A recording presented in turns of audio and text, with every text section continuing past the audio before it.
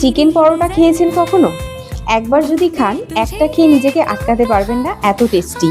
আর বাড়িতে এটা বানালে দেখবেন বাচ্চা থেকে বড় সবাই ভীষণ মজা করে খাচ্ছে। দারুণ স্বাদ হয়, আর তার সাথে একদম ওপরটা খাস্তা মচমচে আর ভেতরটা খুবই সফট নরম। দেখেই বুঝতে পারছেন কতটা লোভনীয় হয়েছে। চলুন তাহলে রেসিপিটা স্টার্ট করা যাক। আর ভিডিওটা ভালো লাগলে অবশ্যই আমার চ্যানেলটিকে সাবস্ক্রাইব করতে ভুলবেন না। আমি প্রথমেই এখানে 2 কাপ পরিমাণ ময়দা নিয়েছি। এখানে আপনারা চাইলে 1 কাপ আটা 1 কাপ ময়দাও ব্যবহার করতে পারেন। তার সাথে পরিমাণ মতো একটু নুন দিলাম। শুকনো উপকরণগুলোকে হাত দিয়ে ভালো করে মিশিয়ে নিয়ে এর মধ্যে 1 টেবিল চামচ দিয়ে দিলাম সাদা তেল। এই সাদা তেলটা পুরো ময়দার সাথে ভালো করে মিশিয়ে নিতে হবে হাত দিয়ে। অতিরিক্ত বেশি ময়ন দিচ্ছি না, হালকা করে ময়ন দিচ্ছি, যাতে হালকা ক্রিস্পি ভাব হয়। না তো অতিরিক্ত ময়ন দিলে তখন কিন্তু অনেকটা খাস্তা বেশি হয়ে যাবে।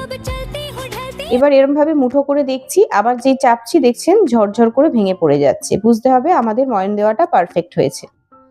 এবার এর মধ্যে অল্প অল্প করে গরম জল দিয়ে আমি একটা ডো তৈরি করে নেব। ডোটা খুব বেশি সফটও হবে না, আবার অতিরিক্ত হার্ডও না, একটা মিডিয়াম ডো এখানে রেডি করতে হবে। মোটামুটি এখানে আমার ময়দাটা কিন্তু মাখা হয়ে গেছে।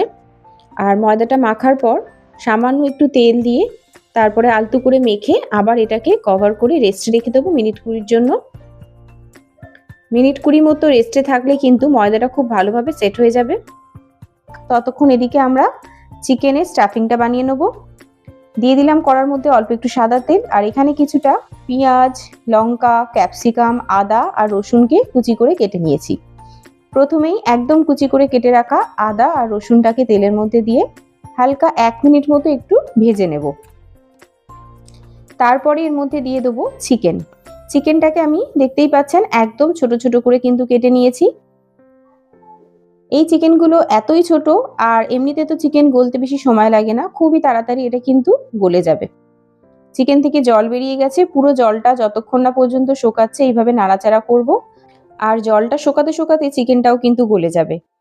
এবার এর মধ্যে স্বাদ মতো নুন দিয়ে দিলাম, আর দিচ্ছি কালো মরিচের গুঁড়ো।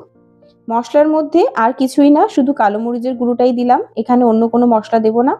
ভালো করে মিশিয়ে নিচ্ছি। নিয়ে এতক্ষণে কিন্তু চিকেনটা অনেকটাই সফট হয়ে গেছে। এইভাবে চামচের মাধ্যমে আমি এটাকে হালকা চেপে চেপে এইভাবে ছোট ছোট করে নিচ্ছি, যতটা কুচি কুচি করা যায় আর কি। এবারে যে পেঁয়াজ, কাঁচা লঙ্কা আর যে ক্যাপসিকামটা কুচি করে রেখে দিয়েছিলাম সেগুলো এর মধ্যে দিয়ে দিচ্ছি। এগুলোকে দিয়ে সব নাড়াচাড়া করে মিশিয়ে নেব, আর মিনিট 2-3 মতো এইভাবেই ভাজা ভাজা করব। আস্তে আস্তে দেখবেন